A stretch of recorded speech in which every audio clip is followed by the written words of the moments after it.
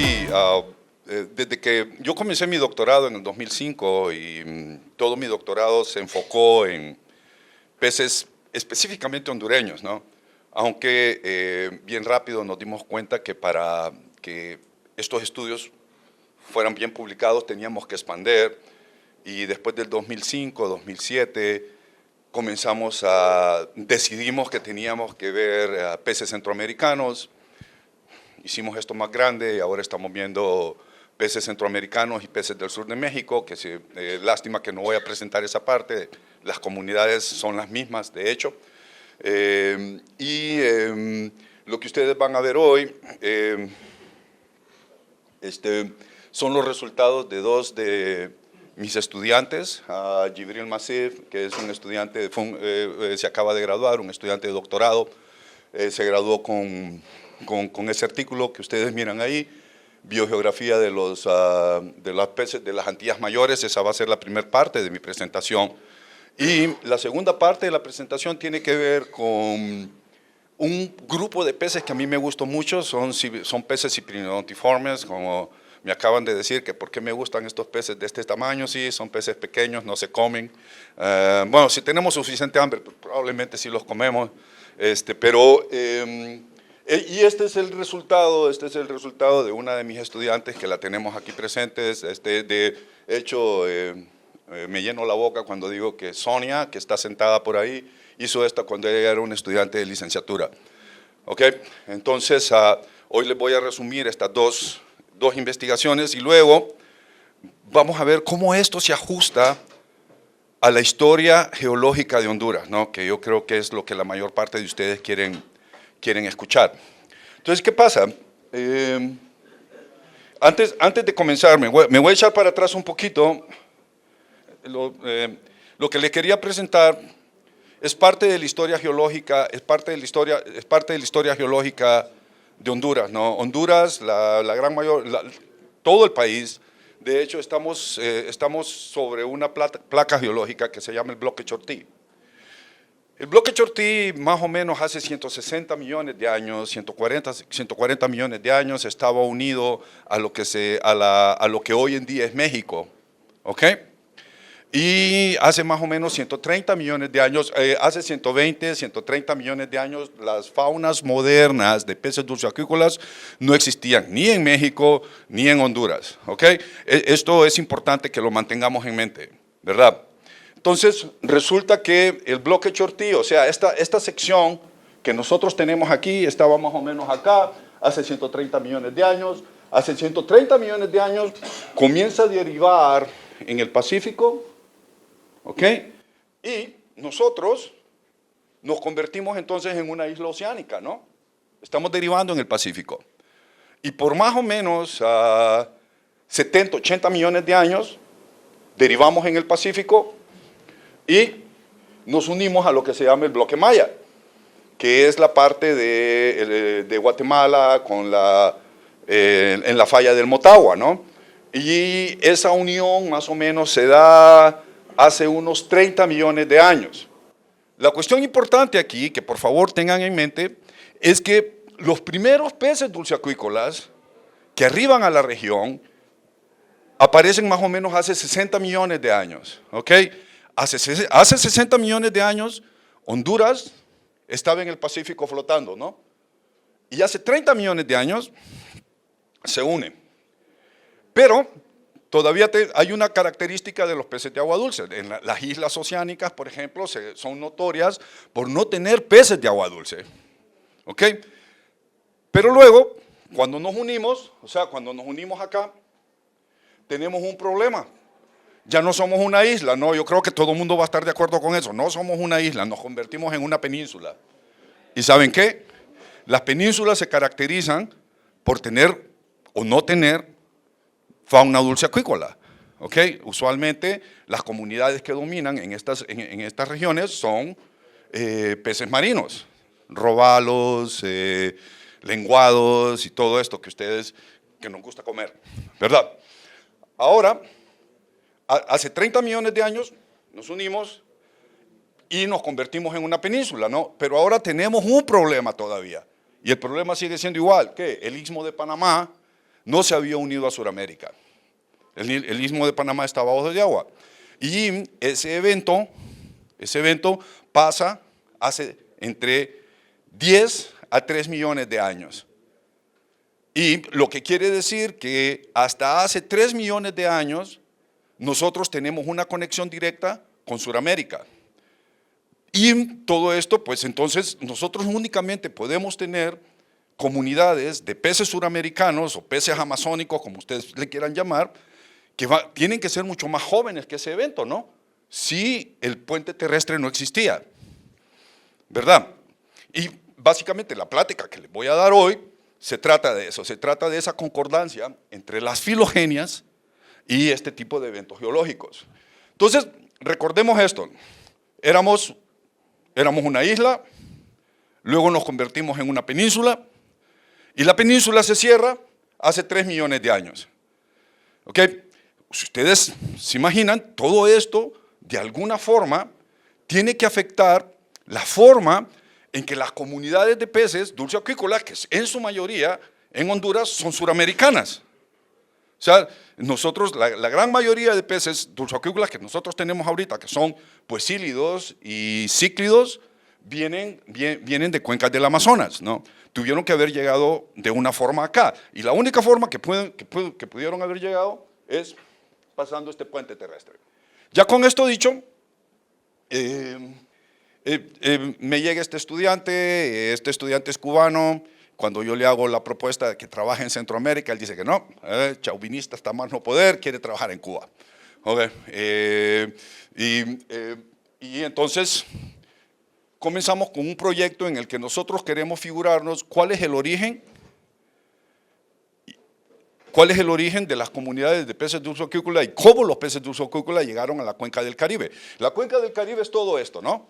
Pero nos vamos a enfocar en este momento, qué es lo que está pasando en las Antillas Mayores. ¿Qué son las Antillas Mayores? Las Antillas Mayores son una serie de islas grandes que incluyen Bahamas, Cuba, Jamaica, Haití, Puerto Rico. Este arco que ustedes miran acá son las Antillas Menores. Nosotros no lo vamos a tocar hoy.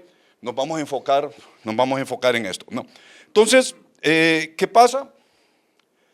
Los peces dulceacuícolas obligados quiere decir que son peces que tienen alguna tolerancia a la salinidad, pero viven en agua dulce, de las Antillas Mayores, están dominados largamente, así como nos pasa en Honduras, están dominados por peces ciprinodontiformes, de la familia Fundulidae. En Honduras no tenemos fundúlidos, tenemos estos peces, se caracterizan por ser muchos de ellos tolerantes a la salinidad. Tenemos también ribúlidos, son peces anuales. Estos peces obviamente tuvieron origen en el Amazonas. Tenemos dos especies, tenemos dos géneros con una especie cada uno en Honduras, Cryptolebias y Ribulus. Y luego los poecílidos, estos son los más comunes y estos son los que dominan las comunidades, igual que en Honduras, ¿ok? Y al final tenemos a los cíclidos, o lo que nosotros aquí llamamos mojarras, ¿no? Los guapotes, especialmente los guapotes, y tienen algo en común también, son muy tolerantes a la salinidad. Y recuerden que les voy a estar repitiendo esto de la tolerancia a la salinidad, porque esto es un carácter muy importante para los resultados de este estudio. Finalmente venimos y estos, interesantemente, no tenemos atratosteos en Honduras, pero están en Guatemala, en El Salvador, y luego aparecen en Nicaragua, no sé por qué no están aquí. Y luego son muy tolerantes a la salinidad también. Y luego tenemos estas anguilas que no son anguilas, ¿okay? Les decimos anguilas porque parecen anguilas, y es Ophisternon y Cymbrancus. Okay. Entonces, las comunidades de las islas del Caribe están dominadas por estas especies, ¿no? ¿Qué tienen todas en común? Son tolerantes a la salinidad. Y esto va a ser muy relevante en los próximos slides. Entonces, ¿qué pasa, no? La primera pregunta que nosotros nos hacemos es, ¿cuándo y cómo llegaron los peces de agua dulce a las Antillas Mayores ha sido una pregunta que ha llamado la atención a los biogeógrafos por mucho tiempo. O sea, las primeras hipótesis,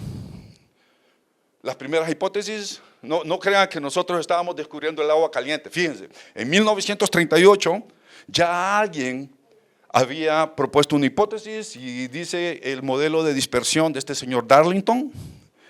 Y Darlington básicamente dice que estos animales llegaron del proto-Amazonas o el proto-Orinoco en las plumas de agua durante las tormentas y que de esa forma se lograron transportar de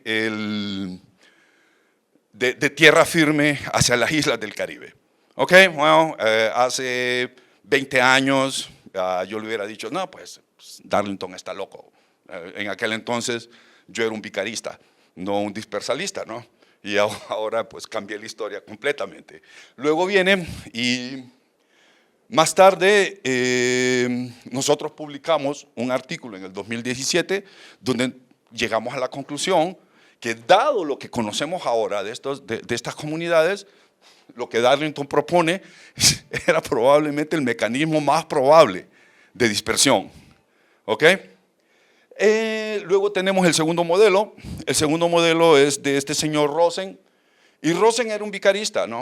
O sea, para que los animales diversificaran, tenía que haber pasado un evento vicariante. Y él dice que estos animales sudamericanos llegan a la península de Yucatán a través de un puente terrestre que se dio a finales del Cretácico. Ok, suena bien, suena muy bien, es una buena idea, es posible. El problema es que Rosen propone esto en 1975, no teníamos filogenias datadas en aquel entonces y él probablemente no sabía que la edad de los peces que nosotros tenemos aquí es mucho más joven de lo que él está proponiendo. Entonces, en el 2025, nosotros le decimos a Rosen, sabe que probablemente no fue así. O alguno de ellos, probablemente uno lo pudo haber hecho, que ustedes lo van a ver más tarde. Finalmente, tenemos otra hipótesis, que es la hipótesis de este señor Iturralde Winen, es un cubano, un geólogo muy bueno, y en el 1999, él dice que estos peces llegan de Sudamérica hacia Cuba y de Cuba hacia la península de Yucatán a través de un puente terrestre que fue efímero de 1 millón de años que se llamaba Garlandia. Y esto pasó hace 32 millones de años. Ok, no hay razones para no creerle a Iturralde. El problema es que si esta hipótesis es verdadera, las edades de las comunidades que nosotros tenemos aquí deberían de tener más o menos 32 millones de años, ¿no? Y lo que nos vamos a dar cuenta es que algunos ensambles, algunos peces sí tienen esa edad y otros no. ¿Ok? Entonces nosotros no descartamos ninguna de estas hipótesis, sino que más bien lo que pensamos es que es muy probable que la forma en que estos animales llegaron fue una combinación de estas tres hipótesis, ¿no? Algunos llegaron vía dispersión en las plumas de agua dulce, otros llegaron a través de los puentes terrestres. Y el trabajo de mi estudiante fue tratar de demostrar esto. ¿Qué pasó luego? Entonces, este concepto me gusta mucho, iluminación recíproca.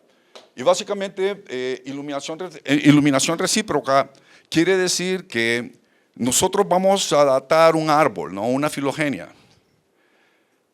Y nosotros normalmente atribuimos eventos geológicos a los tiempos que nosotros recobramos en esa filogenia, ¿no?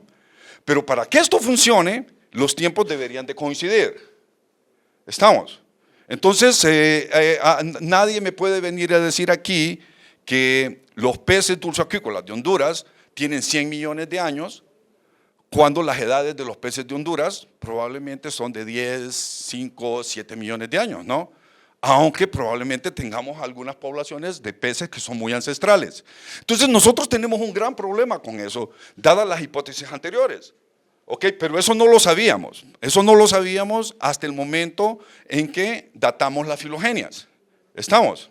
Y entonces, y aquí creo que lo escribí muy bien y dice, si un taxón de determinada edad no se ajusta a los fenómenos geológicos que se le atribuyen al aparecimiento del taxón, nosotros asumimos que el evento geológico en cuestión debería de estar asociado a la diversificación del taxón. Por ende, tenemos que buscar otra explicación. Y esto lo digo, hago gran énfasis en esto porque los sistematistas tradicionales eran vicaristas. O sea, el único mecanismo de especiación que podíamos tener era a partir de eventos geológicos. Y me voy a adelantar un poco a los resultados y nosotros aquí básicamente lo que estamos diciendo es que no, ¿saben qué? No es el vicarismo lo que está determinando las comunidades de peces dulceacuícolas en el Caribe, es la dispersión. Hace 30 años, 20 años, si yo hubiera dicho esto en una conferencia, créanme, me agarran a tiros. Ok, usted no podía hablar de dispersión. Todos los eventos eran vicarismo o vicarismo, ¿no? O sea, que tenía que aparecer una barrera o la barrera tenía que desaparecer. Estamos. Y nosotros venimos y en el 2025 publicamos este artículo en una revista muy buena donde estamos básicamente retando a todo el mundo. Le estamos diciendo, hey, no, tenemos que ver esto de otra forma. Es dispersión. Ahora, el problema aquí es que si yo digo que es dispersión, lo tengo que demostrar, ¿no?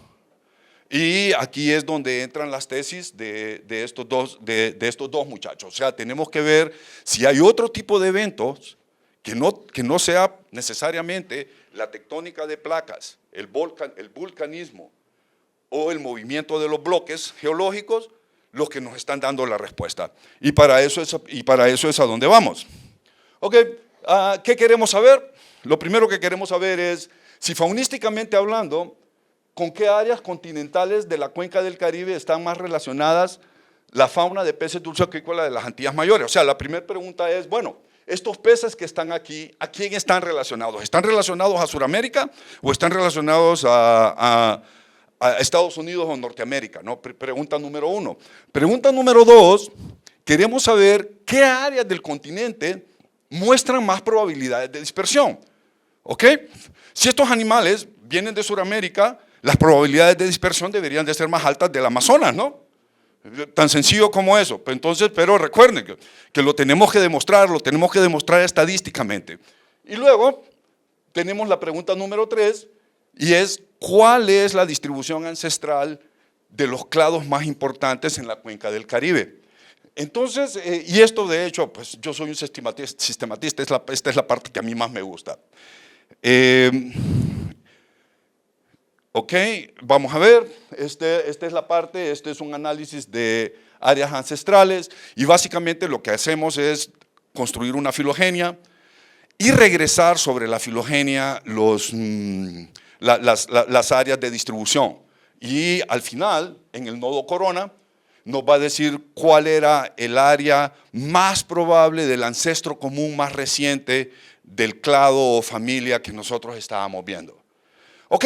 Entonces, ya tenemos nuestras preguntas y ahora voy a pasar bien rápido a los métodos. Si alguien quiere hablar de los métodos, yo voy a estar aquí por un buen rato, mi estudiante está por acá, ellas pueden platicar con ellos, pero no quiero invertir mucho tiempo en esta parte. Y es, ¿qué hicimos? La primera pregunta, ¿cómo la contestamos? Ensamblamos una matriz de presencia-ausencia con 96 cuencas a lo largo del Caribe. Y 1.230 especies y con 1.230 especies. Pues imagínense, no era una matriz un poco grande, ¿no? Luego corrimos un UPGMA, utilizamos distancias de Yakar como medidas de distancia. Corrimos una correlación cofenética simplemente para asegurarnos que el UPGMA funcionó muy bien. Y luego obtuvimos un número de clústeres, como lo van a hacer en cualquier UPGMA, pero testeamos si esos clústeres eran discretos entre ellos utilizando una permanova, ¿no? Utilizamos el KGS que quiere decir Kelly, Garnet, Sutcliffe. Básicamente es un procedimiento que nos dice qué cantidad de clusters tenemos en el UPGMA. Y finalmente, pues ya se los dije, utilizamos una permanova para ver si esos clústeres que teníamos eran discretos, o sea que cada comunidad en cada clúster nos está indicando que esos clústeres son verdaderos. Luego venimos y recuerdan que les dije que la segunda pregunta era ver las probabilidades de dispersión. Para ver las probabilidades de dispersión utilizamos un procedimiento que es extremadamente sencillo, se llama coeficiente de dirección de dispersión. Y básicamente el CDD lo que hace es que calcula la probabilidad de dispersión entre dos áreas continuas y utiliza la misma matriz que utilizamos antes, ¿no? Tiene una serie de supuestos. Nosotros nos apegamos a 3 de estos supuestos nada más, que la fauna solo se puede dispersar entre áreas adyacentes. O sea, recuerden, son peces, no son aves, estos no pueden saltar de un lugar a otro para dispersarse, necesitan que hayan conexiones terrestres, ¿no? Entonces, luego venimos y el segundo supuesto al cual nos apegamos es que no había representantes de peces de agua dulce en las Antillas Mayores cuando ocurrieron los eventos. Y finalmente, estos eventos ocurren en el pasado desde áreas de alta densidad a áreas de baja densidad. Esto yo a mis estudiantes les diría, esto es biogeografía de islas 101, ¿no? O sea, siempre vamos a tener dispersión de áreas de alta densidad hacia baja densidad. O vamos a tener dispersión desde tierra firme hacia las islas. ¿Ok? Entonces, eso fue para contestar nuestra segunda pregunta y simplemente para contestar nuestra tercera pregunta, que es ¿cuál es el origen de estos animales? O sea, ¿cuál es el área ancestral de estos animales? Básicamente lo que hicimos fue construir esas 6 filogenias que ustedes miran ahí y después de construirlas les asignamos las distribuciones basados en el resultado del UPGMA que obtuvimos al principio, ¿no? Recuerdan, eran 7 áreas, 7 regiones, los codificamos y tenemos nuestro resultado. Entonces, bien rápido, me voy a pasar a los resultados y boom, el primer resultado que obtenemos. ¿Y qué nos damos cuenta? Esto que ustedes miran acá, esto es el Caribe y sorpresa, el Caribe aparece nidado con el norte del Golfo de México y cuencas del este de México. O sea, las comunidades de peces de las cuencas del Caribe están más relacionadas a Norteamérica que a lo que siempre hemos pensado, el Amazonas. ¿Ok? Entonces yo creo que lo hicimos bien. Tenemos 7 grupos, la correlación cofenética, que básicamente es una medida de Godness of Fit, Godness of Fit, y fue bastante alta, 0.92, eso quiere decir que este UPGMA está diciendo algo, y al final, con toda confianza podemos decir que estas comunidades sí, son norteamericanas, ¿ok? No hay para dónde, aunque se enojen los cubanos, ¿ok? Y luego esta relación se atribuye, la pregunta es ¿por qué, no? La pregunta es ¿por qué? ¿Por qué si Cuba, Jamaica, Puerto Rico están por debajo de la línea de 23.5 grados de latitud norte, ¿no? Y resulta que faunísticamente están más relacionados al norte del Golfo de México. Bueno, es sencillo, es porque tenemos la presencia de Fundulus, que es una familia neártica, Cyprinodon, que es una familia neártica, no hay duda, y tenemos Agambusia, que es un género de poecílidos que también es neártico. ¿Ok?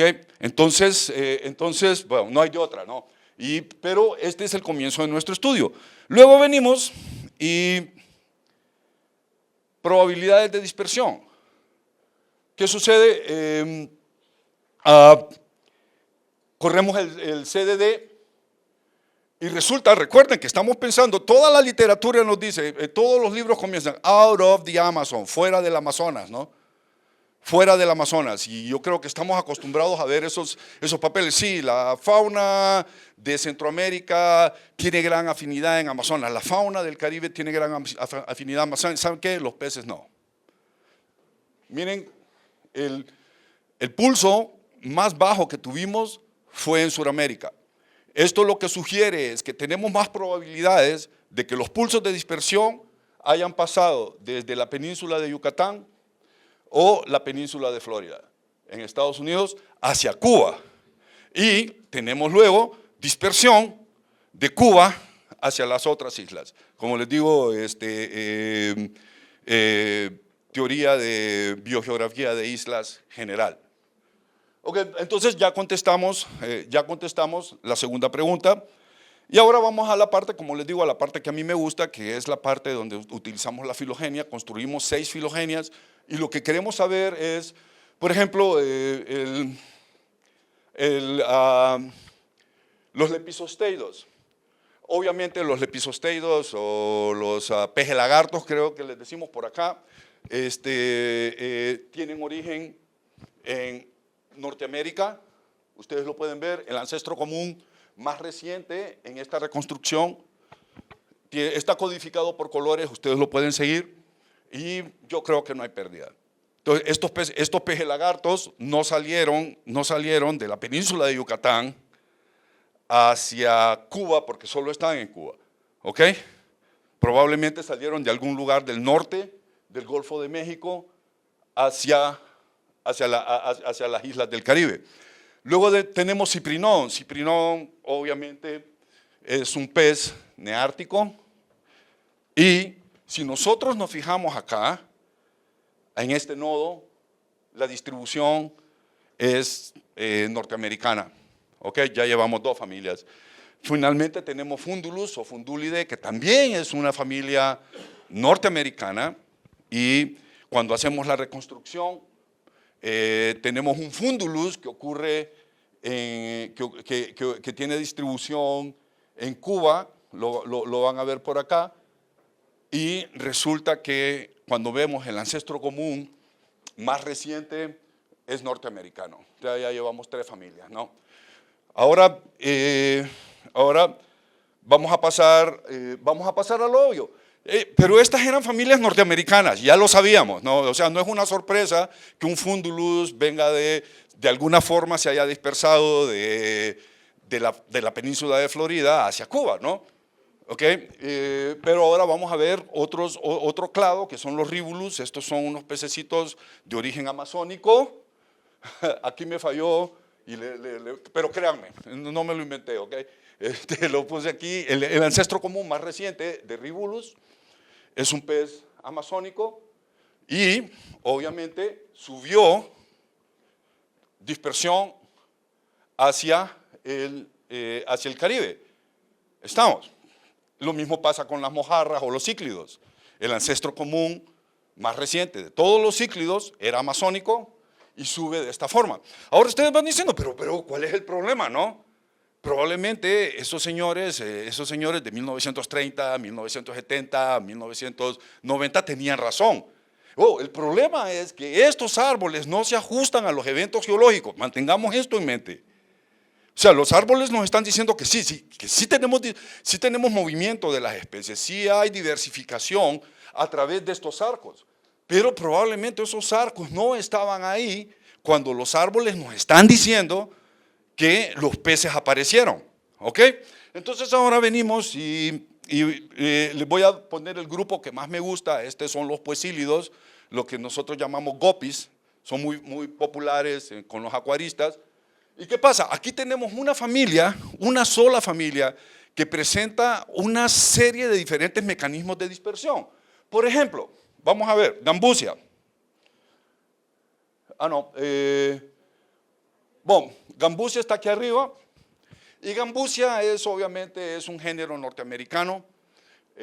Tuvo que haber pasado, si ustedes miran el ancestro común de Gambusia, era ya sea de esta región o esta región.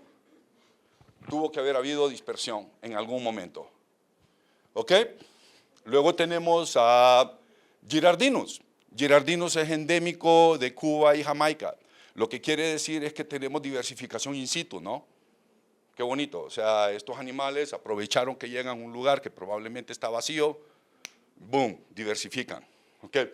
Entonces, Girardinus hizo esto. Luego tenemos a Limia, que es este grupo que está acá. Y Limia definitivamente es un pez amazónico. ¿Ok? Y esto lo estamos viendo en una sola familia. En una sola familia tenemos dispersión de varios lugares. O sea, lo que quiere decir, y es algo que a mí me enseñaron cuando yo llevé mi primera clase de sistemática y evolución, y es que ni la sistemática ni la evolución son lineares, ¿ok? Son reticuladas. O sea, nosotros podemos llegar a un sitio y nos vamos a encontrar, especialmente en el Caribe, nos vamos a encontrar un pez que vino de Norteamérica, nos vamos a encontrar un pez que probablemente vino por la península de Yucatán y tenemos la probabilidad de encontrarnos un pez que vino del Amazonas. ¿Ok? Entonces, pues yo creo que en ese estudio ya contestamos nuestras 3 preguntas, ¿no? Y pues esto ya está publicado, no fue muy bien. Cuando yo mandé el artículo, créanme, tenía un pavor, porque yo decía, bueno, si este artículo lo agarra a un sistematista tradicional, nos van a rechazar. ¿Por qué? No sé si alguien lo ha contado, pero he dicho dispersión un montón de veces. O sea, básicamente nosotros estamos favoreciendo dispersión en contra de cualquier otro proceso. ¿Ok? Entonces ahora, ¿qué pasa? Vamos a ver la cuenca del Golfo de México. ¿Qué pasó? Y entonces escogimos una familia, una superfamilia de ciprinodontiformes en particular. Entonces le ponemos la lupa al estudio y escogemos este grupo que se llama Funduloidea. Funduloidea incluye 4 familias, Cyprinodontidae, que ocurre en Estados Unidos y el Caribe, Godeidae, que son endémicos de México, Profundulidae, que se encuentran en el sur de México y llegan hasta Honduras, y finalmente tenemos, ¿qué me falta aquí? Cyprinodontidae, Godeidae y Profundulus, que son casi exclusivamente norteamericanos, ¿no? Y nos hicimos unas preguntas muy parecidas, ¿ok? Pero como el grupo es tan pequeño, nos da la oportunidad de contestarnos preguntas a una escala mucho menor, ¿ok? Entonces, ¿qué sucede, no? La familia Fundulidae tiene 43 especies válidas, Godeidae tiene 47 especies válidas, Profundulidae, que es la que ocurre en Honduras, tiene 3 especies válidas, y Cyprinodon, que son meramente norteamericanos, tiene 57 especies válidas para un total de 160 especies. El orden tiene 1.435 especies, obviamente no queremos trabajar a nivel de orden, pues sería imposible para nosotros ensamblar un árbol, una filogenia tan grande en este momento. Ok, ¿qué sucede? ¿Qué pasó aquí? ¿Qué queremos saber sobre Funduloidea? Entonces, las relaciones filogenéticas, como siempre. Recuerden, soy un sistematista, lo primero que me interesa son las relaciones de hermandad. ¿Ok? Entonces construimos un árbol filogenético y volvemos al punto de la iluminación recíproca. ¿Ok? Nosotros queremos saber si la edad de los clados que estamos recuperando se ajusta ya sea a un evento geológico o, en este caso, a un evento climático. Y entonces ustedes van a ver qué fue lo que pasó. Resulta que queremos entender la biogeografía histórica de la familia dentro de Funduloidea y si los eventos de diversificación coinciden con eventos geológicos y climáticos. Y miren lo que estoy diciendo, si los eventos de diversificación coinciden, porque en teoría no sabemos, no sabíamos antes de que hiciéramos el estudio. ¿Estamos? Entonces resulta que Sonia, que ustedes la tienen ahí, le tocó ensamblar esa filogenia, teníamos 135 especies de las 160 válidas, tenemos un árbol con el 85% de los taxones, que creo que es muy bueno. Utilizamos 5 genes, uno nuclear y 4 mitocondriales. Pudimos haber metido otro nuclear si hubiéramos querido. Toda la información salió de GenBank, no nos costó un 5 hacer esto. Y luego alineamos las secuencias, determinamos los modelos de sustitución nucleotídica y finalmente concatenamos en este software que se llama Mesquite y corrimos nuestros análisis filogenéticos en MrBayes, o sea, construimos un árbol bayesiano, ¿no? Enraizamos con familias hermanas, aterinóxidos, hemiránfidos y aterínidos, ¿no? Y obtuvimos el árbol, que es lo que ustedes están viendo aquí. Este es el árbol, como sale en la publicación. El árbol tiene mucho soporte, está muy bueno. Y lo primero que nos llama la atención, es la edad del árbol. Si nos fijamos aquí, recuperamos a la superfamilia a más o menos 70 y tantos, 60 y tantos millones de años. De eso es lo que les voy a hablar en los próximos minutos. ¿Ok? Entonces, ¿qué creemos que ha pasado? Ha habido retroceso del nivel del mar. Ahorita todo el mundo me va a decir, no, es que el nivel del mar se está levantando. Sí, bueno, pues esos han sido eventos cíclicos de retroceso y levantamiento, ¿no? También tenemos transiciones hacia tierras altas, quiere decir que los ancestros comunes de estos organismos probablemente eran costeros o marinos y subieron hacia tierra adentro. Probablemente también tenemos el desplazamiento de barreras, que yo creo que es un fenómeno que se da mucho en Honduras y no lo hemos investigado. Y finalmente tenemos enfriamiento climático, así como estamos viviendo un episodio de calentamiento global, créanme, hemos tenido una serie de episodios a lo largo de la historia evolutiva de la Tierra de enfriamiento también, y esos enfriamientos han afectado la diversificación de los organismos. Entonces, ya tenemos el resultado, y ¿qué es lo primero que nos damos cuenta? Y es que hubo un evento climático hace más o menos 56, 55 millones de años, no se ajusta exactamente a los 60 y tantos millones de años que tenemos en el árbol, pero recuerdan que estas son hipótesis, ¿no? Y este tiempo que yo recupero aquí viene con intervalos de confianza, ¿no? O sea, no es como que estamos escribiendo en piedra, esta familia apareció tal año, no funciona así. Y entonces nosotros asociamos la diversificación de la superfamilia a un evento de aislamiento del Golfo de México en Estados Unidos. ¿Qué pasó? Se llamaba aislamiento del Golfo de México del Eoceno, en la que la línea de costa retrocedió entre 900 y 1300 metros, imagínense. Okay, prácticamente ustedes pudieron haber caminado desde la península de Yucatán hasta Cuba, ¿no? All right. Y entonces, ¿qué sucede? Nosotros asociamos este evento a la aparición de las 3 primeras familias, que es Cyprinodontidae, Fundulidae y Godeidae. ¿Ok? Entonces, ¿qué creemos que pasó en esta región? Si ustedes se fijan, esta es la región del Paleo Mississippi.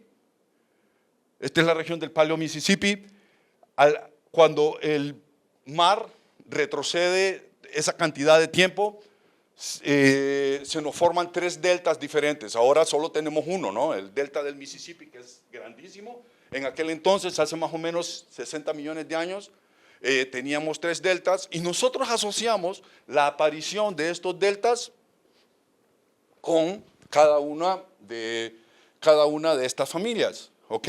En este caso, el número 1, este es un delta que está ubicado en lo que hoy es la ciudad de Houston.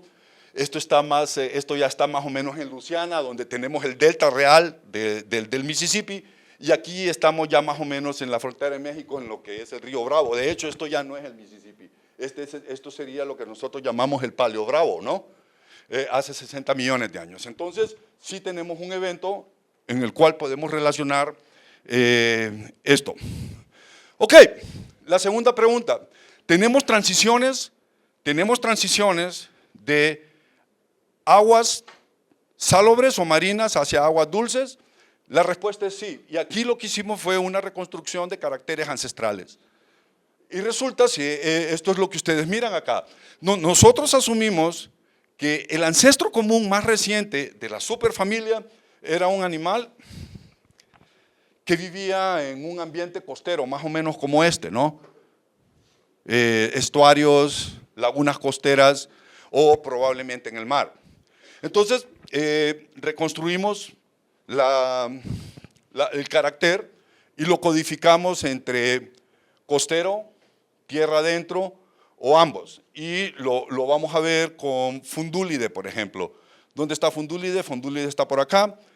Y lo que nos vamos a dar cuenta cuando miramos a la raíz de Fundúlide, el ancestro común más reciente de Fundúlide era un pez costero. ¿Ok? Vamos a Ciprinodóntide, que son estos que están acá.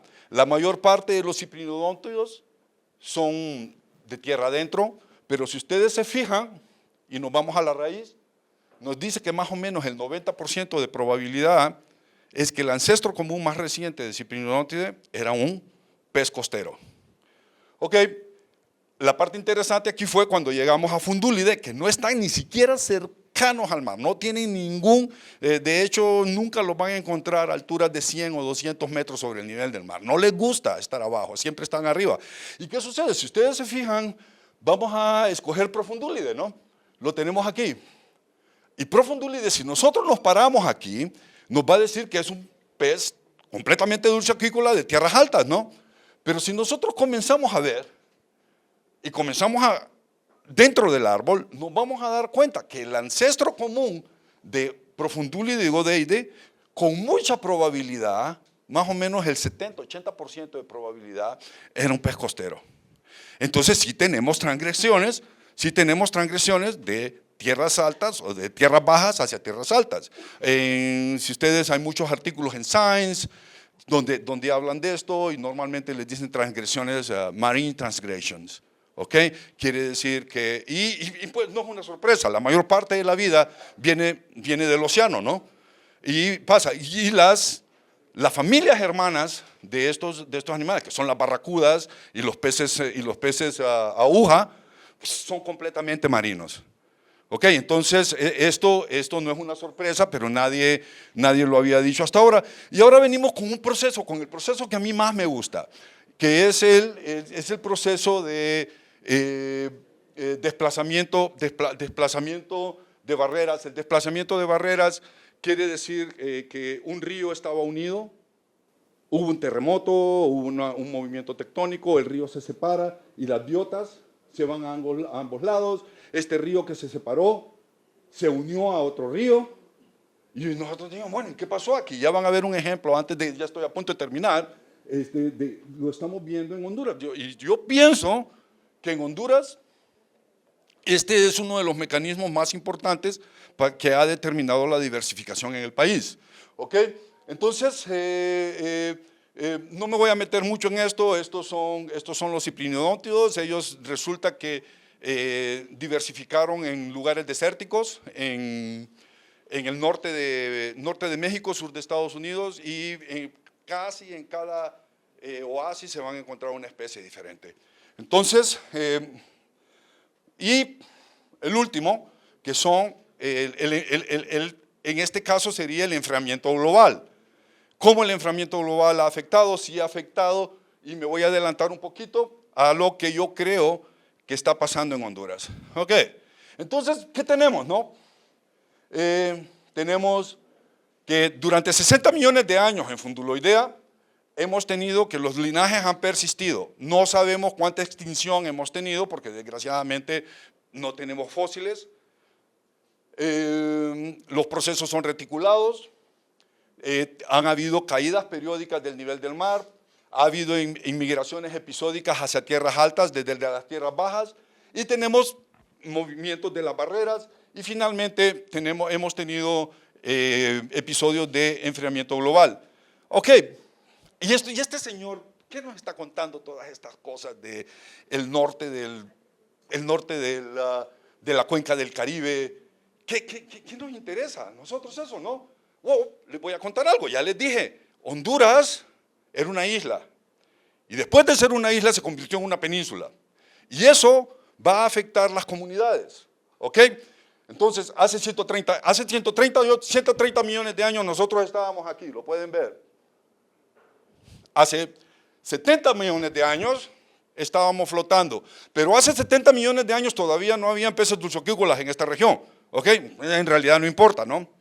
Luego viene, y hace 50 millones de años, cuando nosotros aún estábamos en el Pacífico, aparecen los primeros peces dulceacuícolas en el bloque Maya. Esto es el sur de México, este pececito que está aquí, es el pez más basal en la familia Poecilidae, se llama Ctenodexia tenolepis, y ahí donde lo miran, tiene más o menos entre 60 y 70 millones de años. ¿Ok? Luego venimos y hace 30 millones de años, más o menos, el bloque Chortí colisiona con el bloque Maya. Y nosotros estamos en el bloque Chortí. Y entonces ya había colisionado el bloque Maya y pasa de ser una isla y nos convertimos en una península. Recuerdan, éramos una península, no teníamos conexión con Sudamérica. ¿Cuándo se da la conexión con Sudamérica? Pero antes de pasar a esas alturas del partido, nosotros ya teníamos algunas especies de peces dulceacuícolas. Siphophorus, por ejemplo, los colas de espada, si los conocen algunos, y los gambusia, que son los peces mosquito, ¿no? Entonces ya ven ya ven la importancia ustedes de tener la historia geológica y tener estas filogenias, ¿no? Y si las filogenias no se hablan, no se comunican con la historia geológica, nos tenemos que figurar qué fue lo que pasó. No necesariamente tuvo que haber sido un evento vicarista como los que les estoy mostrando aquí. Entonces vamos a ver qué sucede. Una vez en el Mioceno, más o menos hace 10 millones de años, el Istmo de Panamá se cierra y los peces dulceacuícolas de Sudamérica comienzan a invadir Centroamérica y llegan al bloque Chortí. Entre ellos tenemos Astyanax, que es lo que les llamamos sardinas. Esta es otra sardina, esta es una sardina del género Roboides, Roboides salvatoris probablemente. Y este es un pez que me gusta mucho, de hecho hay algunas poblaciones de estos aquí cerca de Tegucigalpa, y este se llama Gymnotus cylindricus.